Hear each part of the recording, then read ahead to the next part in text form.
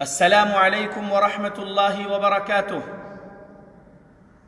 آج 14 اپریل 2019 کو مسلمانوں سے مخاطب ہوں۔ سب سے پہلے تو درود ابراہیم پڑھ لیجئے۔ اللہم صلی علی محمد وعلی آل محمد کما صلیت علی ابراہیم وعلی آل ابراہیم انک حمید مجید۔ اللہم بارک علی محمد وعلی آل محمد کما بارکت علی ابراہیم وعلی آل ابراہیم انک حمید مجید۔ اوپر جو پڑھ رہے ہیں آپ لوگ ٹائٹل، جو مسلمان اپنے آپ کو حنفی مقلد کہتے ہیں اور وہ ان کے بارے میں یہ سمجھتے ہیں کہ وہ اچھی عقل والے ہیں، ان کے لیے اہم سبق دے رہا ہوں اور ان سے سوال کر رہا ہوں۔ اور حیدرآباد کے بریلوی رضوی فرقے کو فالو کرنے والے مدرسے جامعہ نظامیہ کے مفتی صاحب لوگوں سے بھی یہ سوال کیجئے میرا یہ ویڈیو دکھا کر۔ اور بریلویت رضویت جو فرقہ ہے جس میں قادری، چشتی، نقشبندی، سہروردی وغیرہ ہے، وہ لوگ ہندوستان میں جہاں کہیں بھی میری یہ بات سن رہے تو ہندوستان کے بریلوی رضوی جو بھی بڑے مدرسے ہیں وہاں کے مفتی صاحب لوگوں سے یہ سوال کیجئے۔ اسی طریقے سے تبلیغی دیوبندی فرقہ جو ہے ان میں بھی قادری، چشتی، نقشبندی، سہروردی سلسلے سے جڑے ہوئے جو لوگ ہیں، جیسا کہ خلیل احمد سہارنپوری نے المہند علی المفند میں کہا، تو وہ لوگ بھی اپنے آپ کو حنفی کہتے ہیں، حنفی مقلد ہیں ایسا کہتے ہیں وہ لوگ۔ تو وہ لوگ بھی ان کے مفتی صاحب لوگوں کو یہ ویڈیو دکھا کر سوال پوچھیے۔ کیا بات ہے؟ بات یہ ہے کہ امام ابو حنیفہ رحمۃ اللہ علیہ پیدا ہوئے 80 ہجری میں کوفہ میں، عراق میں، اور محمد صلی اللہ علیہ وسلم کے 69 ایئرز بعد وہ پیدا ہوئے۔ محمد صلی اللہ علیہ وسلم اللہ کی جنت میں چلے گئے، اس کے 69 ایئرز بعد امام ابو حنیفہ رحمۃ اللہ علیہ پیدا ہوئے۔ امام ابو حنیفہ رحمۃ اللہ علیہ 80 ہجری میں پیدا ہوئے اور 150 ہجری میں انتقال ہوا۔ امام ابو حنیفہ رحمۃ اللہ علیہ نے ایک بھی کتاب حدیث رسول کی نہیں لکھے، نہیں جمع کی حدیث رسول، یہ ہماری تحقیق ہے۔ اور امام ابو حنیفہ رحمۃ اللہ علیہ نے فقہ کی بھی کوئی کتاب ان کے ہاتھوں سے نہیں لکھے۔ امام ابو حنیفہ رحمۃ اللہ علیہ کے دو بڑے شاگرد جو مشہور ہے، ایک ابو یوسف یعقوب بن ابراہیم جو 112 ہجری میں پیدا ہوئے اور 181 ہجری میں انتقال کر گئے، اور دوسرے شاگرد امام ابو حنیفہ رحمۃ اللہ علیہ کے محمد بن حسن الشیبانی، وہ 132 ہجری میں پیدا ہوئے اور 188 ہجری میں انتقال کر گئے۔ یہ دو بڑے شاگرد امام ابو حنیفہ رحمۃ اللہ علیہ کے، ان دونوں نے جو کچھ بھی سنے امام ابو حنیفہ رحمۃ اللہ علیہ سے، مسائل اور دیگر چیزیں، وہ لکھا کرتے تھے۔ جیسا کہ امام ابو حنیفہ رحمۃ اللہ علیہ نے اپنے بڑے شاگرد ابو یوسف یعقوب بن ابراہیم سے بولے تھے کہ تم پر افسوس ہے یعقوب، تم جو کچھ مجھ سے سنتے ہو ہر بات لکھ لیتے ہو۔ آج میں ایک رائے کے مطابق فتویٰ دے رہا ہوں، کل اس سے اپنی رائے تبدیل کر سکتا ہوں، کل جو رائے دیتا ہوں اور پرسوں جو ہے اس سے واپس ہوتا ہوں۔ یہ میزان کبریٰ شعرانی میں بھی یہ قول ہے امام ابو حنیفہ رحمۃ اللہ علیہ کا، جو یعقوب بن ابراہیم کو انہوں نے بولے تھے۔ بہرحال تو یہ دو بڑے شاگرد لوگ کیا اس طریقے سے کوئی سند بتاتے ہوئے حدیث رسول بتائے کیا؟ یہ سوال ہے۔ مثلا ابو یوسف کہتے ہوں حدثنی یا حدثنا یا سمعت یا اخبرنا یا اخبرنی، انبأنا وغیرہ کے الفاظ کے ساتھ، یا عن کے الفاظ کے ساتھ امام ابو حنیفہ سے وہ روایت کر رہے ہوں کہ امام ابو حنیفہ رحمۃ اللہ علیہ نے بولے ہوں کہ وہ سنے وہ حدیث کو عطا بن ابی رباح رحمۃ اللہ علیہ سے. عطا بن ابی رباح رحمۃ اللہ علیہ جو تابعی ہے وہ بول رہے ہوں کہ انہوں نے سنے حدیث عبداللہ بن عباس رضی اللہ عنہ یا کوئی اور صحابی سے، اور وہ صحابی رسول کہتے ہوں کہ میں نے نبی کو ایسا کرتے ہوئے دیکھا یا نبی صلی اللہ علیہ وسلم کو ایسا فرماتے ہوئے سنا. تو ایسی سند کے ساتھ کوئی حدیث کی کتاب امام ابو حنیفہ رحمۃ اللہ علیہ نے لکھے ہو یا یعقوب بن ابراہیم جو ابو یوسف ہے انہوں نے ایسی کوئی سند بیان کی ہو، ہر مسئلے میں، ایمانیات کے مسئلے میں ہو یا اعمال کے مسئلے میں ہو یا معاملات اخلاق کے مسئلے میں ہو، جیسا کہ احادیث کی کتابوں میں یہ حدیثیں ہیں. مثال کے طور پہ ایک موطا امام مالک رحمۃ اللہ علیہ 93 ہجری میں پیدا ہوئے، 179 ہجری میں انتقال ہوا، مدینہ میں پیدا ہوئے، مدینہ میں ہی انتقال کر گئے، بقیع میں دفن ہے. امام مالک رحمۃ اللہ علیہ ان کی سند سے حدیث رسول بیان کر رہے ہیں. ایسا امام ابو حنیفہ رحمۃ اللہ علیہ سے ثابت ہے کیا؟ ہے تو پھر وہ کتاب کا نام کیا ہے؟ وہ کتاب ہے کہاں پر؟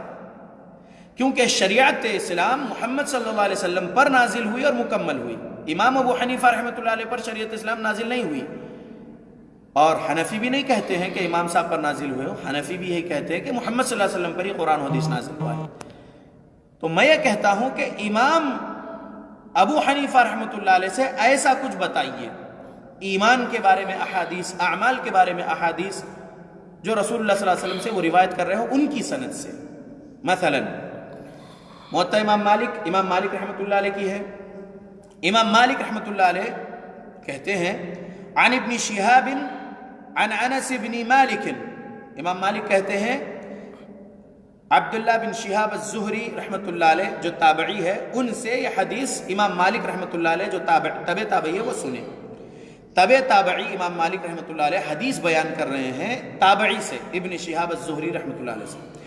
عبداللہ بن شہاب الزہری رحمۃ اللہ علیہ کہتے ہیں پورا نام یہ ہے کہ ابی بکر محمد ابن مسلم ابن عبید اللہ ابن عبداللہ ابن شہاب الزہری. ابن شہاب الزہری شارٹ میں، وہ تابعی ابن شہاب الزہری کہتے ہیں عن انس بن مالک. انس بن مالک رضی اللہ عنہ صحابی ہے، وہ روایت کرتے ہیں. حدیث کیا ہے؟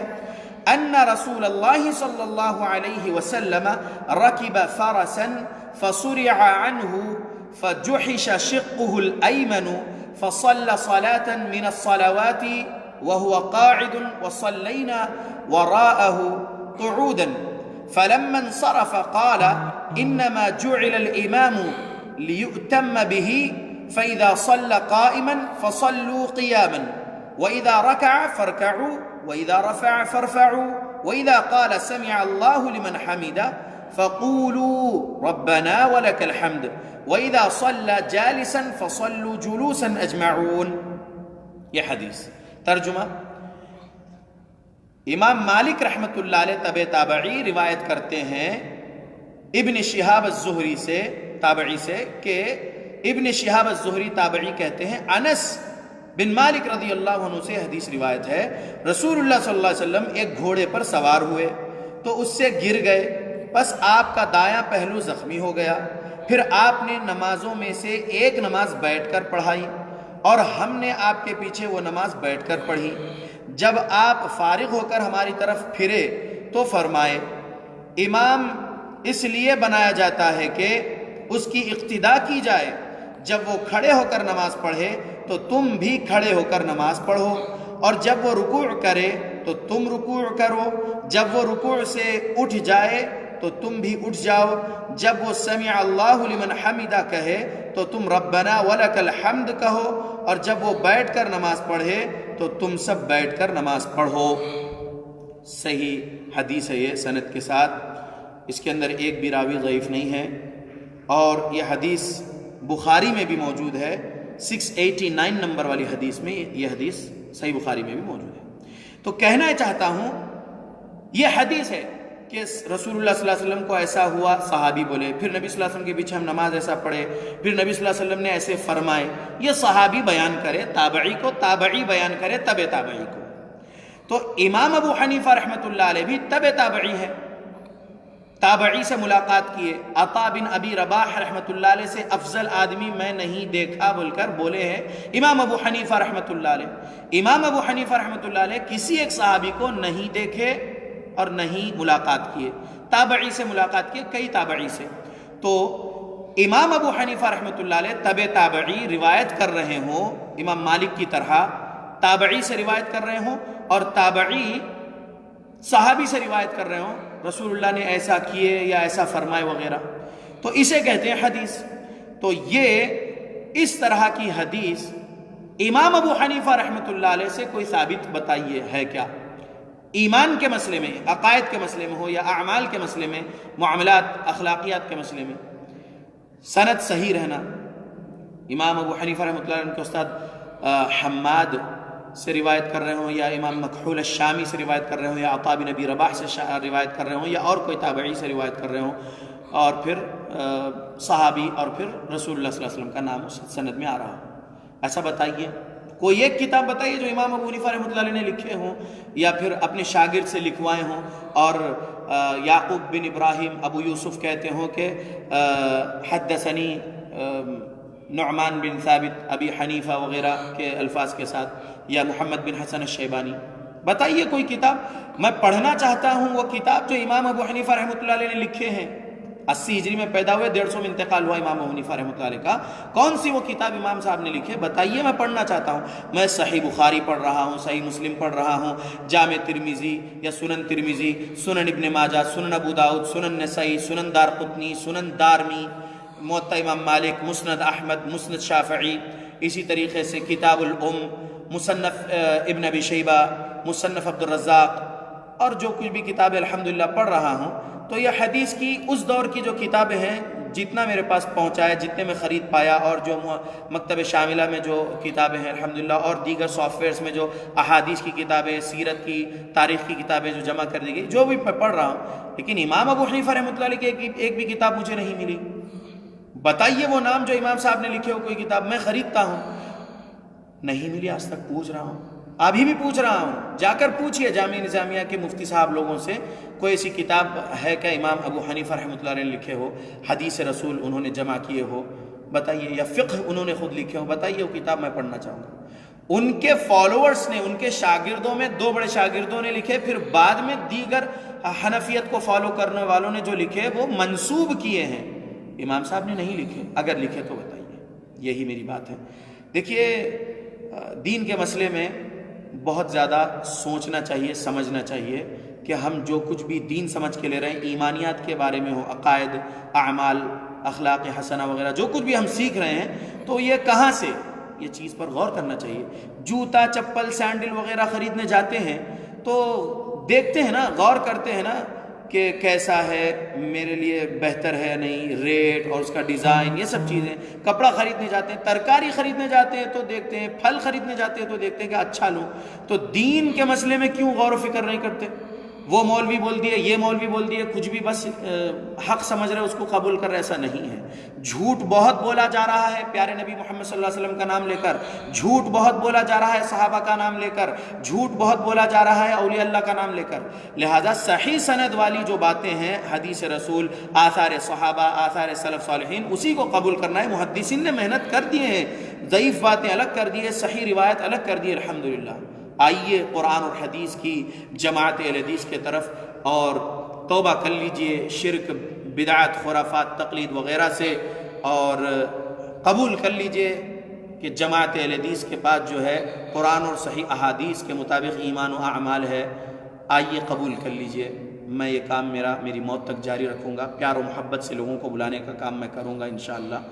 جو لوگ مجھے برا کہتے ہیں، گالی دیتے ہیں، مجھے کوئی پرواہ نہیں ہے، وہ بیچارے ہیں، وہ علم سے دور ہے قرآن و حدیث کے، وہ گالی دے رہے ہیں، کوئی مارنے کی بات کرتے ہیں، کوئی کیا بول رہے ہیں، بولنے دیجیے، بیچارے ہیں وہ، میں یہی سمجھتا ہوں۔